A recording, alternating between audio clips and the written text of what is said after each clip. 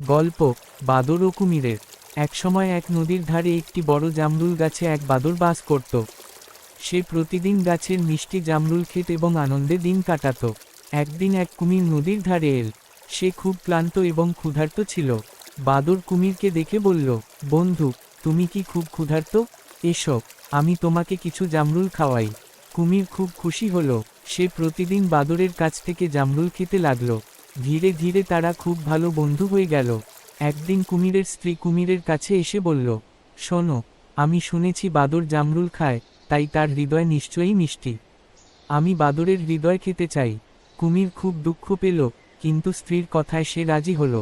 সে বাদরকে বলল, বন্ধু, চলো, আমার বাড়ি তোমার সাথে দেখা করতে চায়। বাদর রাজি হলো এবং কুমিরের পিঠে চড়ে নদী পার হতে লাগল। মাঝ নদীতে কুমির বলল, বন্ধু, আসলে আমি তোমাকে নিয়ে যাচ্ছি, কারণ আমার স্ত্রী তোমার হৃদয় খেতে চায়। বাদর হতবাক হয়ে গেল, কিন্তু সে বুদ্ধি করে বলল, ওহ, তুমি আগে বললে না। ওহ, তুমি আগে বললে না। আমার হৃদয় তো আমি গাছে রেখে এসেছি। চলো, আমাকে ফিরিয়ে দাও, আমি হৃদয় নিয়ে আসি। কুমির বুঝতে পারল না, সে বাদরকে গাছে ফিরিয়ে দিল।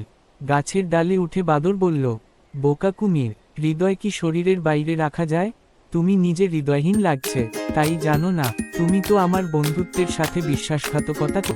আমি আর তোমার সাথে কখনো কথা বলবো না। বাদর তাড়াতাড়ি গাছে উঠে গেল আর চিত হয়ে নদীর জলে ফিরে গেল। এর থেকে আমরা শিক্ষা পাই, বুদ্ধি বিপদের সময় সবচেয়ে বড় অস্ত্র। বিপদের সময় সবচেয়ে বড় অস্ত্র। বন্ধুত্বে বিশ্বাস রাখতে হয়, কিন্তু চোখ বন্ধ করে নয়।